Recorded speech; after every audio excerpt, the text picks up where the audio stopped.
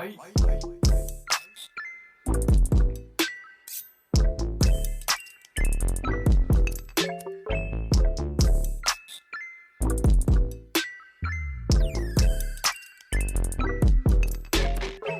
I thought we were having time off here, but we're back already.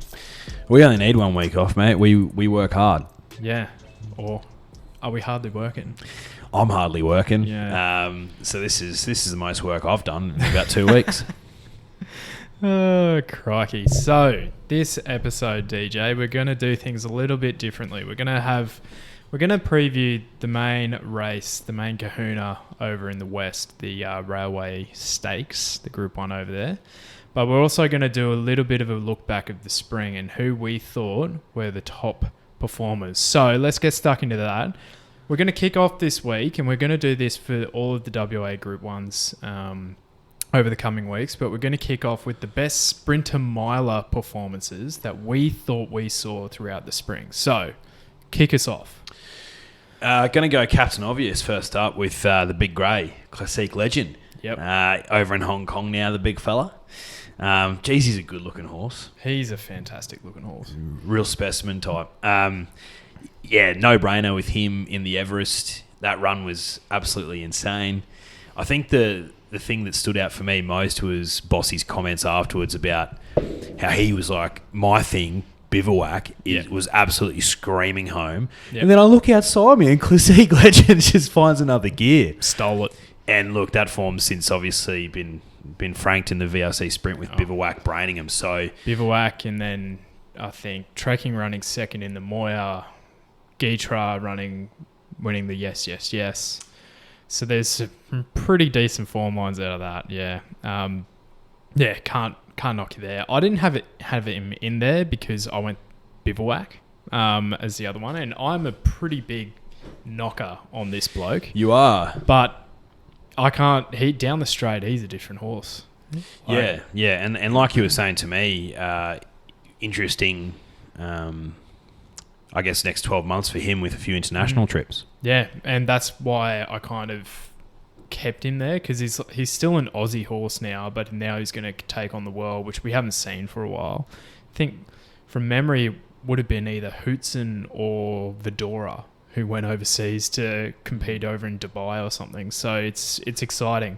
And I did see this morning that Bivouac and Classique Legend had the same rating of their wins. Yeah, I saw that as well. So, yeah, on par with each other. Who else, mate? Who else? I've got to go VE, and specifically her running the Wink Stakes. First up, 1,400 metres.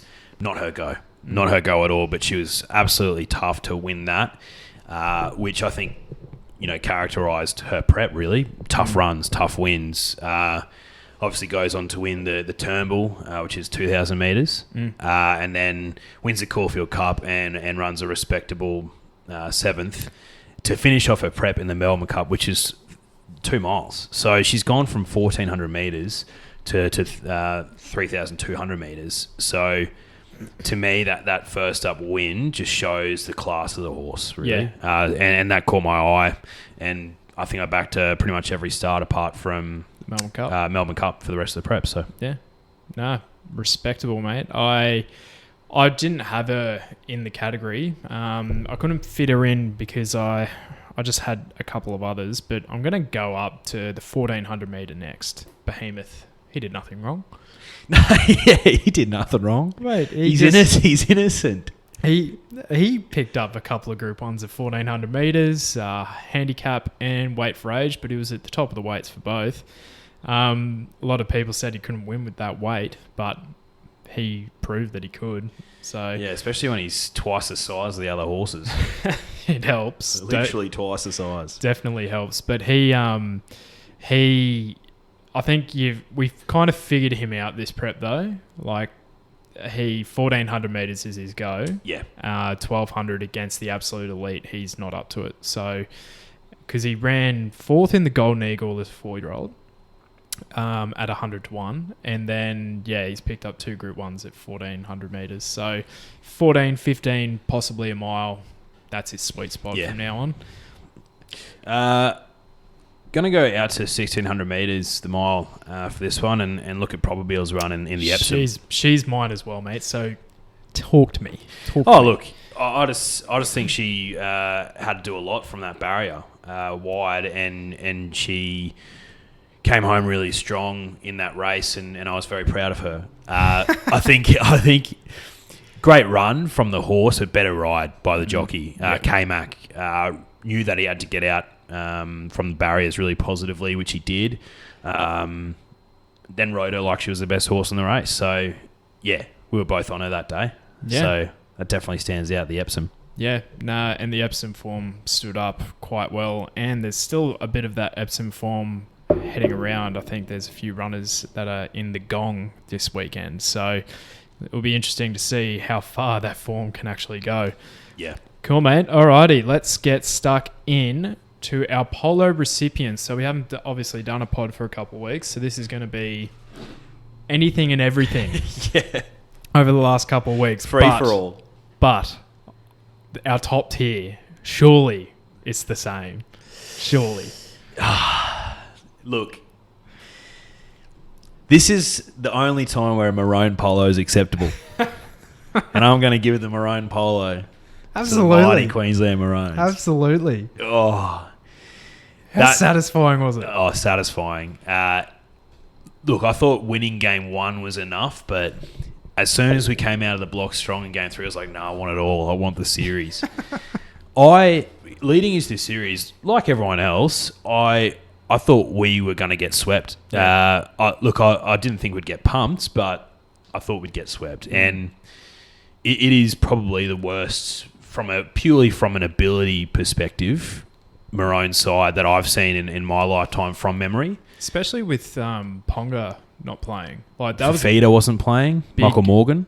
Big outs. Yeah. So I forgot about those two too. So yeah, there was some massive outs, and yeah, it's a testament to the Queensland character, to Wayne Bennett's coaching, and a bigger testament, I think, to Cameron Munster.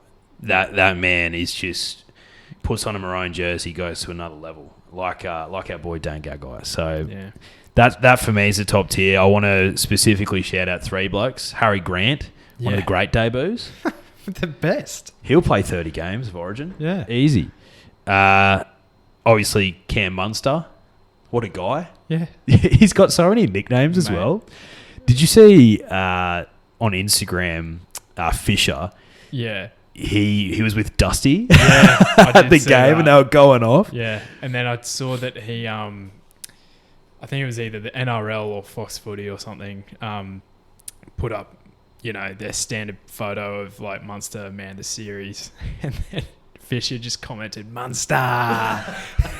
So I think those two boys will be joining them at Byron Bay, which is a bit of fun. Joining forces, yeah. They call him the Prez. I don't know why. They call Munster the Prez. The Prez. And there's people like Dan Carter shared a story. Aaron Smith, another All Black, all shared a story with Munster being like the GOAT. So this man he just transcends rugby league, I think, and universally liked. Yeah, and his post-match interviews were hilarious, and he's just a character. He just has no time for it. He just hates it. Yeah, dropped the F-bomb.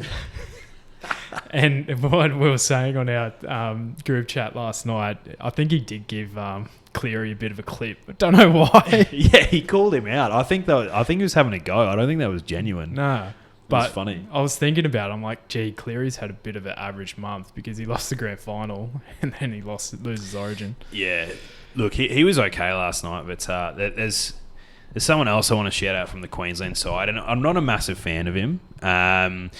But it was good to see last night DCE lift up the trophy, and with that mic drop call of saying, on behalf of the worst Queensland team ever, and lifts the shield.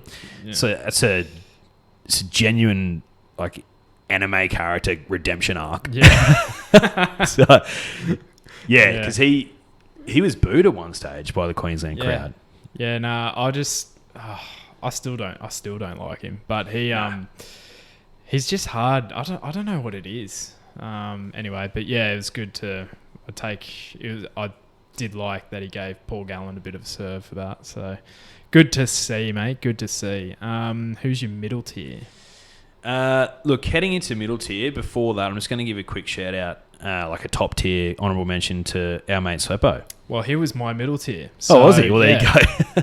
So, made the test squad, the young fella. He's been on absolute fire. So, it's been great to see. Middle tier because he's returning from Adelaide. He's had to self-isolate for 2 weeks.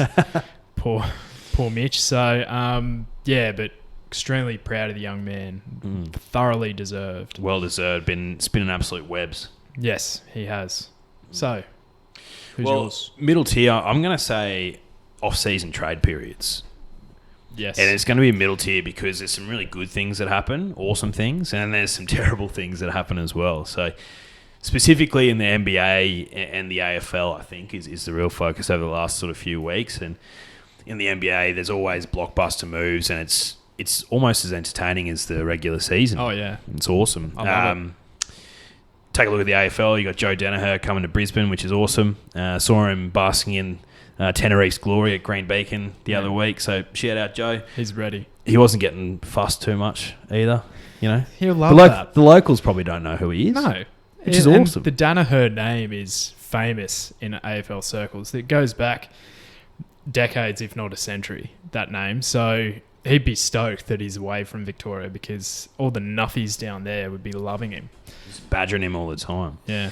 But yes, that's all good stuff. But some terrible stuff to come out of the trade period as well. Some poor form from Collingwood, man, if you want to talk about that a bit. Well, they're my bottom tier. Collingwood, the Collingwood Football Club. So I sent you a screenshot, but before I get through all that, because they've just had an absolute stinker, I just can't believe that no one talked to Jaden Stephenson before he got traded. He had to ring Nathan Buckley because, he was like, mate, I've been hearing that I'm on the trade table.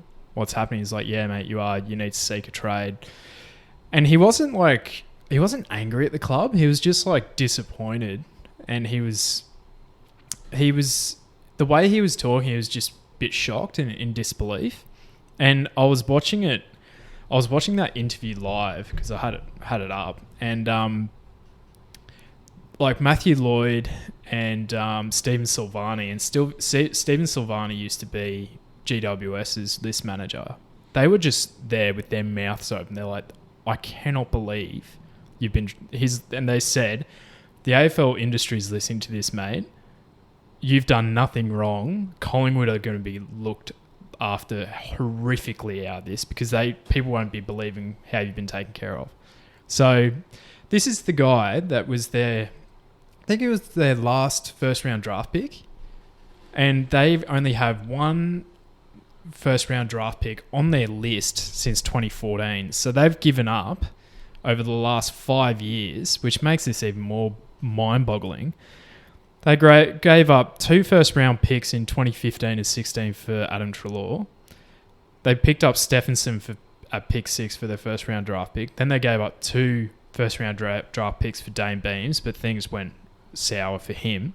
So they haven't had a first-round pick come through their doors in like 6 seasons.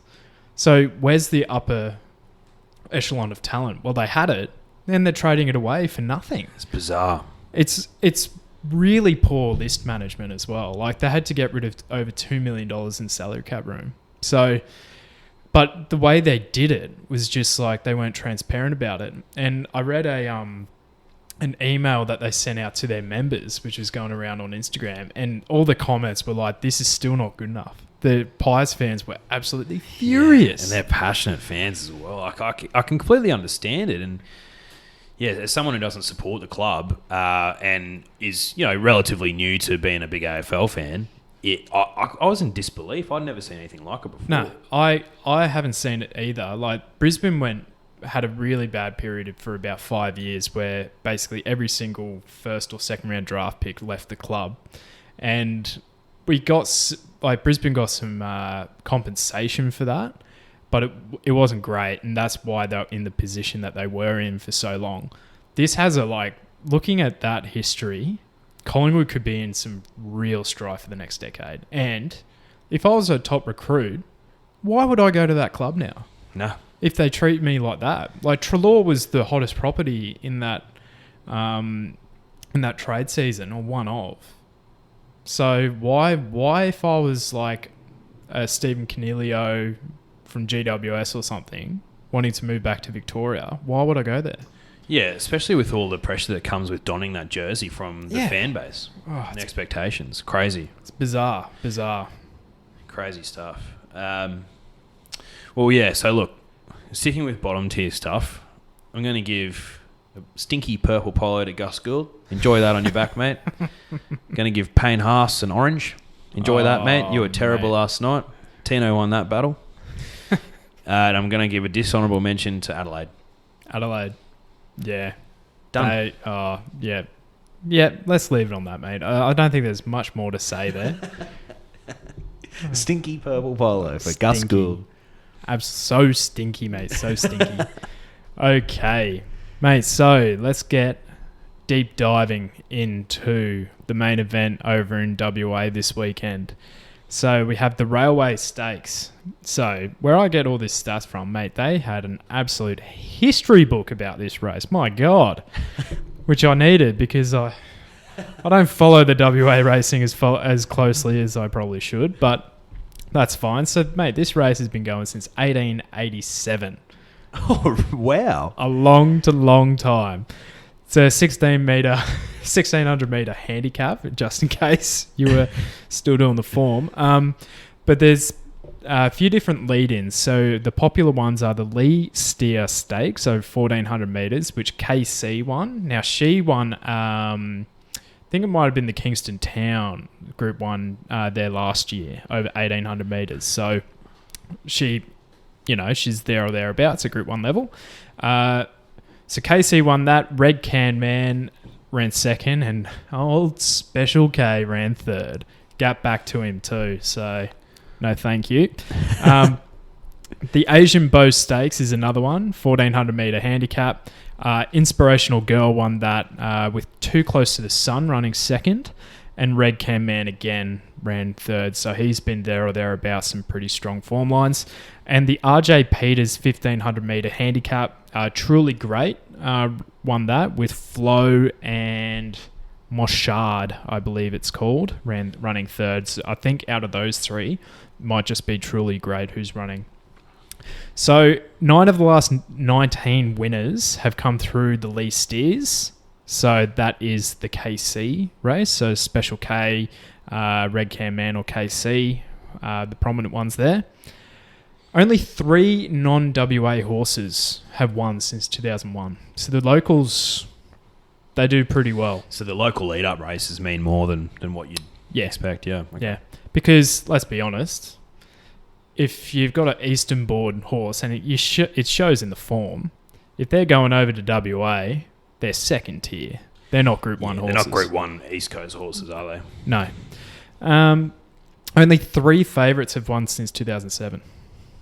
So wow, yeah, interesting. Only 4 mares have won since. In the last 31 years. Oh, okay. Well, the favourites are mare from memory. Yep. Yeah. Which I think that actually bucks the trend a little bit for mile races. I feel like mile races are pretty even. It's more the staying races that the girls struggle in. And only 4 horses have carried more than 55.5 kilos and won since 1972.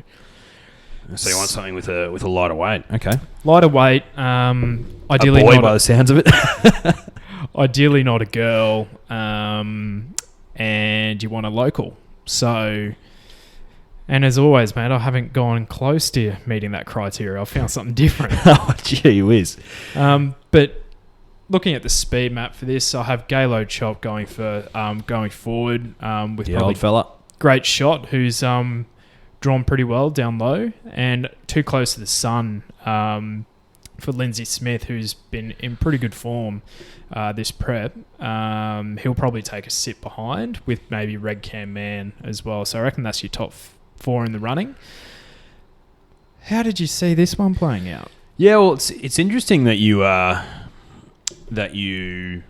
went through those stats, and there's a couple of those stats. One, that the fact that hardly any mares have won this race recently, and there was another stat that you said that there was another knock against Inspirational Girl, though I can't remember what it is. The favourites. Favourites don't win it often. Because I was tossing up between the stablemates, number 11, Inspirational Girl, and number 15, Truly Great. I think Truly Great's been treated really well at the weights here. 5-year-old gelding, draws the wide barrier, but I don't think that'll be too much of an issue over the 1,600 metres, hopefully. Starting to build a pretty impressive record. 3 wins on the trot, going for 4 in a row. Comes through that Peters Stakes, Group 3 wins that. Quick backup. But from what you said, I think that's a pretty key race that Peters is a leader. Yeah, it is. And I went through Truly Great's form, and the one time it had a quick backup was in July this year, and it won by 2.5 lengths, 3 lengths back to third. So it could just be an absolute elite backup horse. That's one sample size. Yeah, look, mate, that type of stat cannot hurt. Yeah. Look, I think the big tick for Inspirational Girl, though, is the middle barrier and Pikey on the back. That's a huge tick. So I think it'll be very hard to beat, but I'm actually going to go with the stablemate, number 15, Truly Great. I think from the wide barrier, if it can get forward, if it can sit sort of off pace, midfield, get a split around the bend, should be every chance to win. I think you can't knock its form leading in. I'm expecting we'll have a good 4 probably by the time we get to Saturday. Yep. Great record on a good track, but even if it is a little bit softer, record's fine. Distance for 2 starts, it's 1 and comes second. I think it's overs, $13. Last starter, I think it was $1.80. So yeah, I think for that price, I'm definitely happy to find out. But no knock on Inspirational Girl. It's got a fantastic record. Pikey on the back, middle barrier. I think it'll go pretty well. One other horse that I do want to shout out, which I think is a real chance, is the horse that you said's got some form along a few of these winners. Red Cam Man, number 8. So that's my top 3, really. Truly Great, Inspirational Girl, and Red Cam Man. Yeah, well, we're seeing this very similarly. I really did want to pick Truly Great on top, but that barrier it spooked me a bit, especially because it's not necessarily a back marker. It likes to get midfield, so I'm just a bit concerned where it's going to sit. I still think it'll run a great race, and I think looking through, it's really well treated at the weights. Yeah. But so is Inspirational Girl, and she's my on-top selection. The big tick for me is just with Pike on board for the Peters team. That's your guy. Bread and butter. Mate, he gets his pick. So, and looking at these both replays of both these horses last time, Inspirational Girl was about 4 lengths back, 4 pairs back on the fence. Didn't get out till the 200, and it still won. Beat home Too Close to the Sun, who came out last week and won by 4.5 lengths. Yeah, right. So now there is a caveat to that form line. On a heavy track, which Too Close to the Sun is an absolute swimmer, so probably met some better off at the conditions, and it was 1,800 metres, so which is more closer to his ballpark. That's why I haven't really featured him into my numbers, because the shortest distance is 1 out of 1,700. Yeah, I didn't like the fact that he was coming back for the 1,600 here and coming off a heavy track win. I think it takes a bit out of the horse. So Lindsay Smith, he's an absolute wizard, so he could weave a bit of magic there, but happy to take him on. So my trifecta in the race is Inspirational Girl on top, Truly Great running second, and I had Red Cam Man, who, going through his form, no knock. The distance is the biggest query for mine. I think he will be into this race to his eyeballs to about 100 out, and then I reckon they'll just be running past him. I think looking through his form though, he's been carrying a stack of weight a lot of the time. He drops a lot of weight here, so Yeah. I think he's been treated really well at the weight. So I think this is his grand final, like a lot of horses in the race. But I think he's been, perfectly prepared for this race. Yeah, the other thing about Truly Great as well is like this boy's won at 1800, 2200 as well, whereas you look at Inspirational Girl, she thrives at the 1600. So that's just the thing that steered me in her direction over his, but if he wins, I'll be very annoyed with myself. So did you just have the same trifecta in different order? Yeah, so yeah, Truly Great to win, Inspirational Girl second, and Red Can Man to run third. I think there's some value in this race. I can't believe the price of Truly Great. I really can't. So that's why I want to have it on top, because if it wins, that'd be nice. Thank you. But yeah, look, I think Inspirational Girl, Brad's really keen on her as well. I think they've been drawing sort of similarities between her and the Queen. So yeah, would not be surprised if she wins at all. Nice one. Good stuff, mate. Okay, let's take a quick break, and then we're going to preview the Gong. Gong. Not a Group 1, but a bloody good race. Worth $1 million. Alrighty, mate. The Gong. So, I think it's the second ever running of the Gong. Last year, won by the Enigma himself, Mr. Seawolf. Yeah, it was. Yeah, I remember that. But tell you what, mate, this is a handy little race. It's a 1,600 metre handicap. And that's pretty much all the info that I'm going to give you. So, but at Kembla Grange, which is a bit of fun, it's good to see that like they're just building racing outside of the peak season as well. Yeah, and New South Wales lead this. Oh, New South Wales Racing, and guess who heads it up? Old Peter Volandes himself. Peter Volandes. Vandalays. Yeah, they do a fantastic job of having something of interest when there's a big race day somewhere else. Just say, don't forget about us. Yeah. Don't forget about us. We're still here. So, yeah, awesome to see, and hopefully there's more of it. I think Queensland Racing could learn a thing or two from this. They were going to have some stuff in the pipeline for this winter / autumn / summer carnival, whenever it was.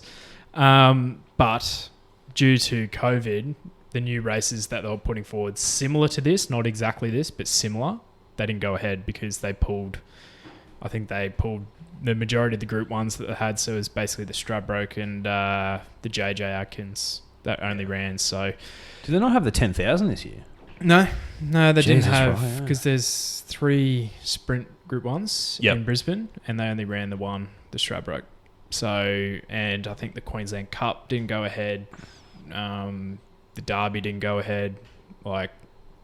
So anyway, hopefully Queensland Racing, everything goes tickety-boo like next year. But the Gong, mate. So, a few different form lines coming through here. You have some Melbourne runners coming up. You also have the Epsom form lines and the Golden Eagle as well. Yeah. So Cantala, Golden Eagle, Epsom. There's a bit on. Some Purple Sector ran on Cup Day over 1,800 metres. So I don't know how to put this all together, but we'll give it a red hot crack anyway. So I don't think there's a hell of a lot of speed in this race. You have Archidemus going forward with probably Olmedo, and then Positive Peace is always handy up forward. But think it over potentially as well. I think the horse that can, and Brandenburg usually sits handy on speed too, but I think the horse that has proven that he can take a sit, very versatile, good horse, Dawn Passage. I think he'll have to from barrier 1. And if I'm not mistaken, who's on the back of him? Yeah, Timmy Clark. So I think that shows their hand there. He usually rides this horse, so he knows it pretty well. Probably not as dynamic when they ride it forward, but it's still won in doing so. So I think he's probably the one I'm most keen on, because ran out of its skin in the Golden Eagle, had 3 weeks to get over that run. It's trialled since, won that trial by, quarter of a length, but got back to third. I think he, in my books, is the most likely winner. Yeah, I think so, mate. I think you called it perfectly. His run in the Golden Eagle was great on a heavy track, which isn't suitable. So untried at the mile, but I think based on his Golden Eagle run, he looks ready for this. Third up, so look, I'm not sure what the stable said, but this could very well be his grand final worth $1 million. So hopefully he doesn't get boxed in from that barrier 1 draw. But I think Timmy Clark is a good call on top, and we'll ride him positively. Yeah, I think Dawn Passage will win. I think, third up last prep, that was when he won the Hawkesbury Guineas by nearly 3 lengths, where that was by far his best win of the prep, where that pretty much got him in to be favourite for the Stradbroke off of that. That was the race that IndyCar was supposed to run in. That's right. It got sold to Hong Kong, so I would have loved to have seen those two go head-to-head again and IndyCar win. But, oh well. But I do see an interesting little gear change here for Dawn Passage. Stallion chain, first time. Now, I think that is where they wrap that around the sack or something similar. You must be carrying an absolute weapon. Yeah, so might have to have a license for that thing. I do like looking at the gear changes every now and then. You just see some that are just strange. Yeah. I don't pay that much attention to the gear changes. I probably should, though. My favourite gear change would have to be the barrier extension, because it just means you've got a massive horse. He's got a big horse. Hey, it's a Finch or a behemoth type. Mate, it worked for Johnny Get Angry in the Derby. It did. Barrier extension, bang, he wins. Oh, unbelievable. Barrier extension, blinkers on your Johnny boy. All right. So who else do you reckon features in this race? Oh, look, the other 2 horses that I've got to round out my trifecta, no knock on Purple Sector. No knock at all. I think it should run a good race here. Draws well, in good form. No knock at all. And then last horse, I think is there or thereabouts, and should be up for this with the Hawks team training it. Tommy Berry on top, which is a tick, is number 4 Rock. So I think he'll run a good race and round out the trifecta for me. Yeah, so game day decision from me to change my betting strategy on Derby Day in the Cantala. I went each way on Rock opposed to 50 stars because of the hard track. So this guy loves it rock hard, pardon the pun. So I think he'll feature here. Don't mind the barrier draw. He gets back anyway. So lack of speed might be the thing that defeats him. So I'm happy to take him on. And I don't think he's treated that well at the weights either. He's usually getting weight off others, not having to make it up himself. The other one for me, this guy's done nothing wrong. And that's number 15, Bottega. And he's well down in the weights. 52 kegs. My goodness. Gee whiz. I just think, look, he's won at 1,500 and 1,800. He is a schnitzel. He's a schnitzel horse, so he shouldn't be running out those distances. But you know what? He's defying it, mate. He's doing it anyway. So I think he'll appreciate the mile. He's had a great prep. He was super in the Golden Eagle as well. He just got way too far back. So I reckon he'll feature nicely, and he usually gets back in his runs as well. So the wide draw I'm not too phased about. But I have Dawn Passage on top, Rock running second, and Bottega for third. Nice, man. Seeing things very similarly this week, which is either a good thing or a bad thing. Well, mate, we're sitting in the Quinella positions in the Group 1 tally, so that's something, isn't it? Oh, we are too, yeah. Well, that is something. I tell you what, if Positive Peace wins, surely not. $26. Oh, mate, I'm looking at $27 at Reloaded at the moment, and I'm just having nightmares about that. No, I think Dawn Passage will be too good. So, look, I'll have a play in this race. I might play in a few Joe Exotics. Yeah, nice. So you had Dawn Passage on top. Yes. Rock. And was it I think Purple Sector will run second, then I've got Rock to finish third. Sector. Yeah, he's had some different form lines, the Sector, but he's been flying this prep. Yeah, no knock. So I can't see him running a bad race here.